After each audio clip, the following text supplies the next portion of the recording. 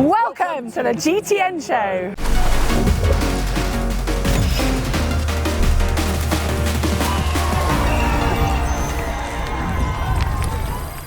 This is the GTN Show, and this week we're getting physical. We wanted to find out just how fast the pros run. Well, actually more to the point, how hard the average Joe would find running at the pace of the Ironman 70.3 world champion from last year. Yeah, as well as that, we've got some more new tech, we've got some team announcements. Also be finding out what Mark and Heather got up to over the weekend, as well as our transition challenge.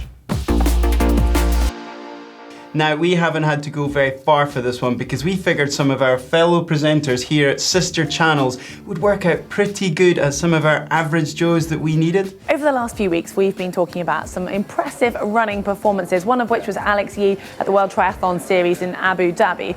And one to note last year was Jan Frodeno with a 1:06:33 at the Ironman 70.3 World Championships over in South Africa. Now that actually equates to a 3:09 per kilometre, which equals 19 kilometres an hour. Incredibly fast, but it got us thinking, how fast is that for the average Joe? We thought we'd go and have a look around the office to find out if there's any candidates willing to have a go on this treadmill. Hey, Helen. Oh. I think I could help you out. You reckon? You know. You up for being our first candidate? I think I've got what it takes. 19k an hour, Martin. Do you know how fast that is? About 2k slower than I usually do. Ah. Go on, Martin, you've got this. You can do this. 90k an hour. Don't pan down. Don't pan down.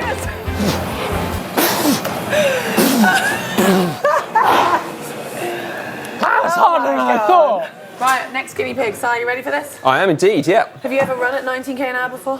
Not knowingly. The viewers need to know that I've interrupted 11s for this, by the way, halfway through a cup of coffee and a piece of cake. Here we go. Right, we're now at 19k an hour. Oh, You're my making this look so God. comfortable, Si. I mean, how long have you got? Not much! I forgot to say, if you have problems, put your hands on the side and jump off. Yeah, this is quite fast, isn't it? I mean, you haven't got the right attire on, I'll give you that much, but... No, my jeans are costing me at least 30 watts. I can hear the shoes landing on this treadmill. I think we might be nearly done now. Yeah, we're going to call it a day. Oh my God. So what's that, only another 25 miles to go? 26 miles to go? What did you manage? You managed 0.1 of a K, and you've got to do 21 at that? Oh, it was only a half, was it? We're just doing a half Ironman, yeah. So if you'd said, I just probably would a half marathon, yeah. I probably would have dug in a bit deeper.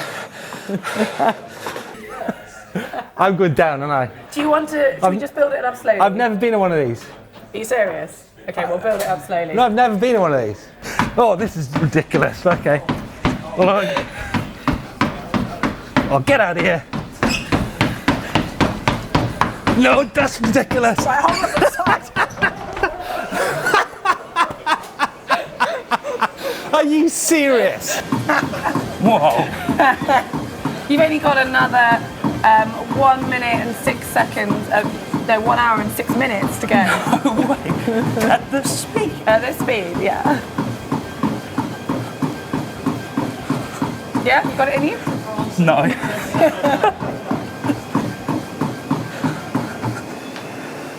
Good work. No, not for an hour.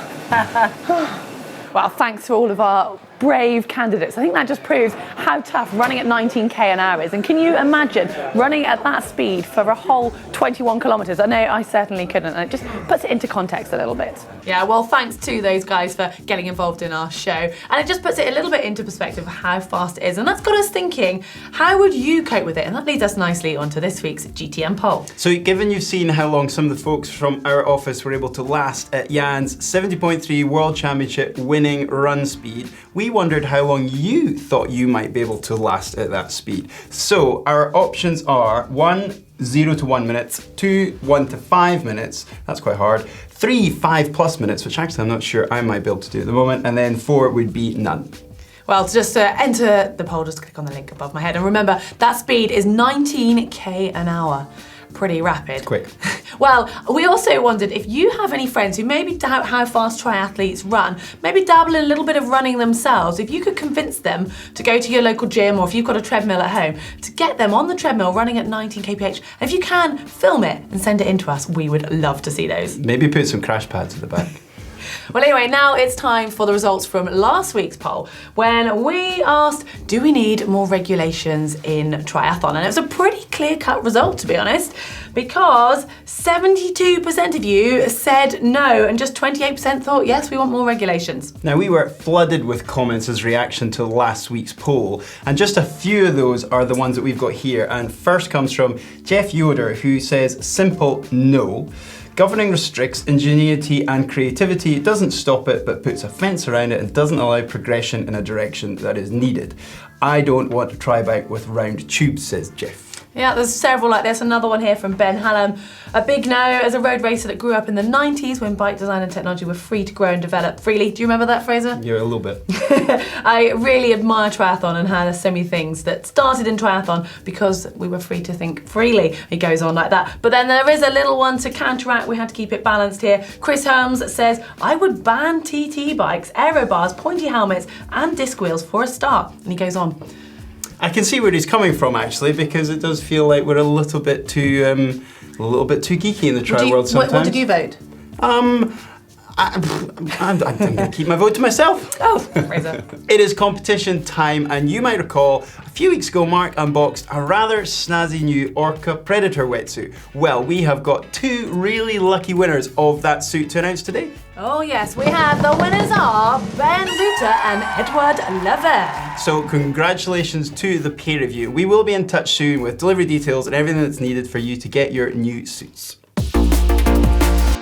Now on to the news, and after demonstrating quite how fast Jan Frodeno can run a half marathon, I think it's about time we came back to some reality. Yeah, it is. Mark and I actually ran our local half marathon, the Bath Half, on the weekend at a considerably slower pace. Well, most certainly for myself. Well, let's take a look at how we got on.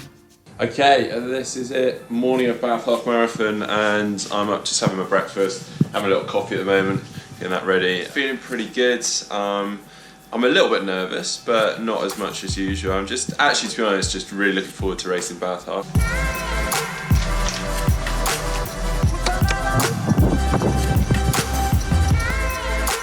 Right, I'm on my way to the start. Behind me, this is Queen Square. And actually our offices are just across there, so going to be pretty much running past work. But it looks flat. It's actually a bit of a hill as you come up here, and then you go off around the square, but it will be lined with bands and support staff, but it's really, really quiet. I've never seen it this quiet. We are about to run Bath Half Marathon, and it's a local event to us, and it's actually pretty huge. 15,000 runners are queuing up behind, because we start in 15 minutes. Yeah, it's absolutely buzzing. This is our hometown, this is where we train, so we know these roads so well. It's so nice to be able to run around it, and just the crowds, the excitement. It's a fast course, and Mark, I know you've run a pretty rapid time here before. I've done a good time. I'm not going after that time. I'm just going come on. But I have. What will you be happy for? Well, I've actually taken some advice from Alex here, been on the phone to him. So I've got my splits. He basically said, go out hard and just keep going. Yeah. Keep going, How about yourself? Well, I'm going to be trying to keep going, maybe not going out too hard, but I'm aiming for a personal best. I first ran it here 5 years ago when I was an actual athlete, and I'm hoping to get close to a 126 again. But we'll see. The bigger picture is obviously comrades.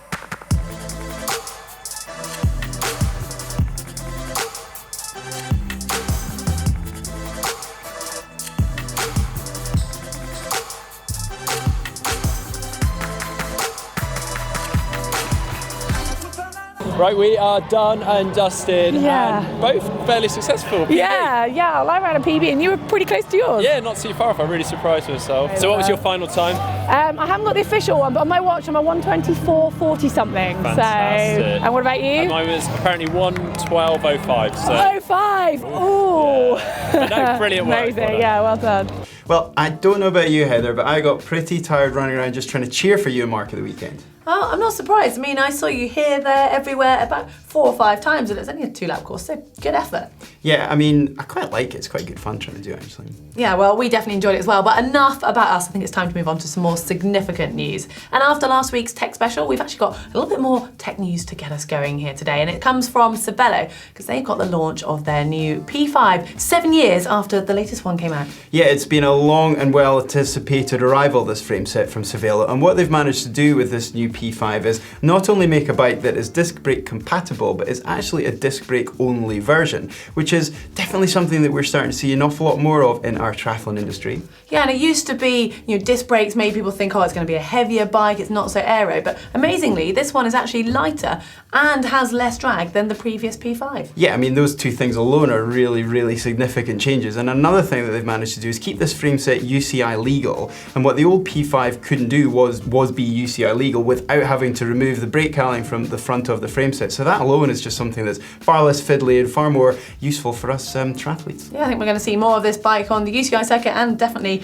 on the tri circuit. And talking of which, we've actually seen another pro triathlete sign up to the Cervelo team. Ben Hoffman must be pretty chuffed. So pretty good timing to sign up to a brand just as they launch a new bike. Yeah, absolutely. I think that's like all your Christmases at once when a really, really fancy new frame comes on the market just as you signed. And not only has that happened, but he's been able to kick off his race season this past weekend at the 70.3 Mexico Campeche Ironman event, and he was on the podium with 3rd place, so I'm pretty sure his bike helped. Yeah, great start. Now, last week Mark and I discussed a new European long course triathlon series called Spirit Multisport, which is founded, or co-founded rather, by 2012 London Olympic champion Nicholas Spirig. And at that point, all we knew about it was that there was definitely 4 events at very long-standing, iconic races throughout Europe. Well, now we know a little bit more because we know that there's some professional teams involved, right? Yeah, and there's some money involved. There's going to be prize funding going down to the top 12. There's 6 teams, and they're all led from quite significant names. The most significant team name, which will ring a bell with most of us, Daniela Riefbergs. I mean, she's been pretty original with her name there. She's actually going to be the team manager, so she's not one of the athletes competing from what we can gather, but she's got 4 athletes in her team. So I think those athletes will be pretty chuffed to be sort of coached and managed by Daniela. Yeah, and the team structures appear to be a mix of existing professional athletes or developing professional athletes and age groupers too, and there's 4 athletes per team. So I just think it's a really nice different take on long course racing, and it's obviously a new breath of fresh air for athletes to try and earn a little bit of money and just get some more experience. Yeah, and I mean the teams are, obviously they have their individual team names such as Team Todo Tri, but that's an Italian team. We've got Switzerland, Germany, the UK, Poland, and a second Switzerland team. Which is from Daniela. maybe something to do with the future sponsors they're about to announce, who knows? We'll have to wait and see. Now, another event that caught our eyes this weekend was the UCI Paratrack Cycling World Championships from Apeldoorn in Holland, because a young British paratriathlete, George Peasgood, represented Great Britain at the Rio Para Games in 2016 in the PTS5 category for lower limb impairment. Yeah, well, he was competing in the C4 4,000 metre individual pursuit at these World Championships. He qualified as the second fastest behind the World and Paralympic champion Josef Metalka, and then had a pretty tough job in that came to the final. He gave it everything, but had to settle for the silver medal. And an amazing result, but he has said that he's still going to be focusing all of his efforts at the moment on triathlon or para-tri when it comes to the Paralympic Games in Tokyo next year. Yeah, I mean, it's superb to see somebody able to cross over, so well done, George. Right, it's time to up the pace a little bit here and talk about transitions, because what we're wanting you to do is replicate a T1 or a T2 and take your time and then send that back into us. All you need for a T1 is your cap, goggles, and your wetsuit. Get all those off as quick as you can. For T2, bike shoes, helmet, and running shoes, and take the bike shoes off, running shoes on, helmet off, and off you go. Time all of that, and then send it in using the photo uploader, please. Yeah, well, we've seen that so far both you and Mark do T1, so getting your wetsuits off as quick as possible. I think it's time for me to have a go.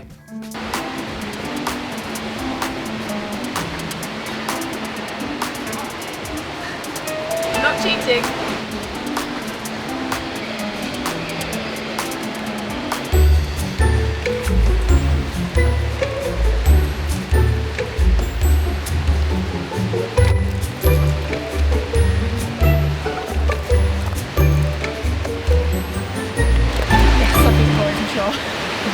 Oh, that was so close. And I think as well, considering that I came from more of a middle distance, long distance triathlon background when I started, I've only ever done 2 sprint triathlons in my career, that I was fairly respectable. It was, Heather, and I was well and truly hammered. And given I think there's about 500 triathlons that I have done in my time, I definitely need to get back to drawing board. But anyway, I do think that Heather and Mark can both be beaten. So that's where you guys need to step up to the plate. There's a challenge. Time your T1s, or perhaps be the first person to get a T2 on the board. Give a film, take the time, and send us that on the uploader, please. Now, the ITU circuit made the jump from Abu Dhabi in the Middle East last weekend over to Mooloolaba on the east coast of Australia for the next round of the World Cup over the sprint distance. Now, Mooloolaba is generally noted for its tough, hot and humid weather conditions, but the usual big surf didn't materialise. So consequently, a home soil quartet of 4 Australians didn't manage to stay away for much more than the initial few kilometres before the bulk of the field had swept them up and amalgamated into one big pack, with an impending foot race the next order of play. Home favourite and #1 seed Ashley Gentle quickly established a lead that she wasn't going to relinquish. She held on to that to take a comfortable maiden victory in Mooloolaba from American Renee Tomlin in second and Italy's Angelica Olmo repeating the bronze that she took this time last year.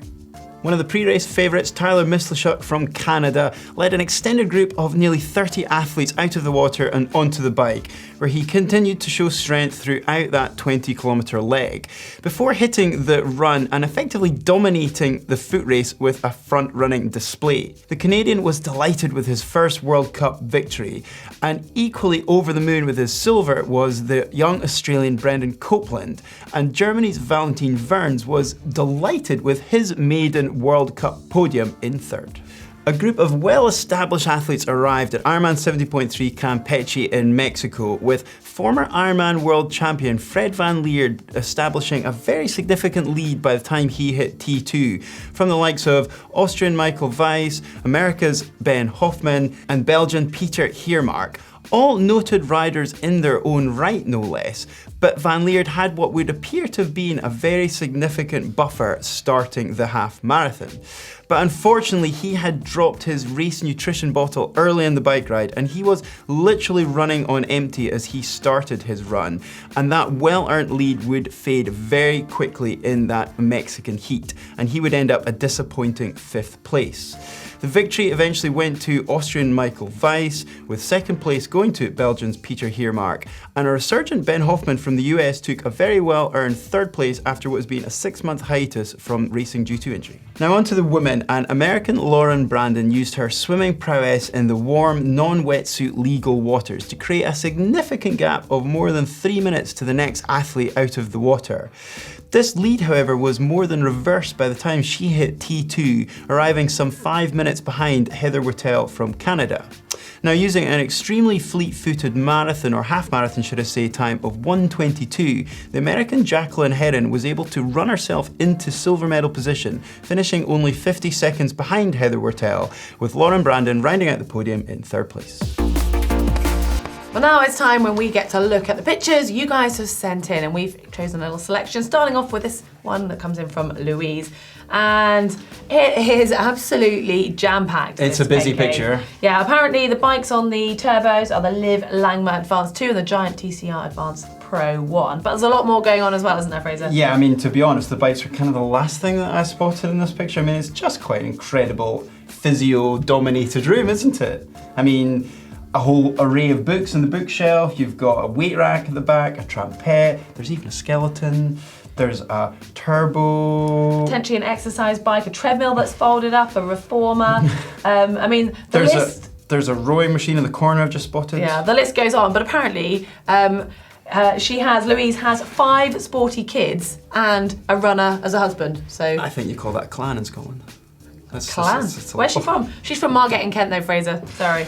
Anyway, our next one comes in from Jens, and it's his Cannondale 12 Disc 2018. But more importantly, it's where he is. Yeah, it's really interesting. Now, Jens has sent this in, clearly doing a VO2 max type of power test in a performance lab. So I just thought this was really interesting, not just because he's doing that, but because he's got not 1 but two helpers holding that bike stay in place. So I'd love to know what watch you're putting out there, Jens. Maybe you can... Yeah, and apparently he's only training for his first triathlon, from losing weight to working on base fitness. Want to get an idea of how to structure his training, and started working with a coach with a goal of doing IMI 70.3 this year in Cascade. So good luck to that. Our final picture coming in from Zoran, who's on a Specialized Venge Elite, and Zoran is in Croatia. How do we pronounce that, Heather? Jezero Borovic. Thank you. But the Venge that is here in the picture is just quite interesting because it's actually a road bike, but it's set up as a TT position. You've got profile design aero hydration setup there. He's got his disc wheel on. He's got a rear mounted bottle cage. He's even got his bento box. So He's gone to a lot of length for adaptation of this bike, hasn't he? Especially as he says it's a zone 2 recovery, right? But I'm hoping he's en route to being ready for a race. So yeah, maybe it was his last warm-up ride or something. I'm hoping. Now it's time for Caption Competition, where you guys have sent in some of your thoughtful things from last week's picture. Now, Kerry Martin is our first one here, which is, I'd love to dive into this caption competition, but my attention is elsewhere. Like it. We've got a second runner-up this week from 99 Flaked Showboating. Good, smart, because there's some boats in the background, isn't there? Yeah, some very nice boats in Abu Dhabi as well. Yeah, you're that.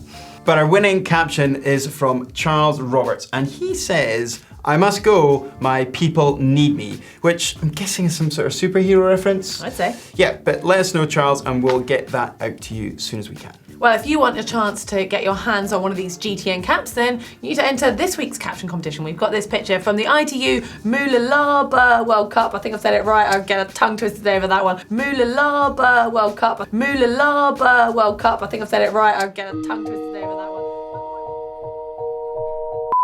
But more importantly, it's this picture here of some flailing arms and legs. Now, Fraser, I think this could be up your street because it reminds me a little bit of Scottish dancing, all those kind of actions.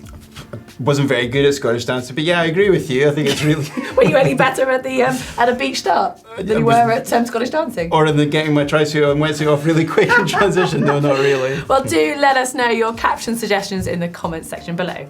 Well, that was an action-packed show. I'm pretty exhausted from all of that, but I think it's now time for you guys to go and do some work because we want to see your transition zones. We also want to see your photos from your pain caves, the work that you're doing at home. So make sure you get those into us before next week's show. And hit the thumb up like button if you've enjoyed this and you want to catch all of our videos here at GTN. Just hit the globe. And if you like the look of these jumpers or any of the other kit you see us wearing in our videos, then you can find that at the link to the GTN shop.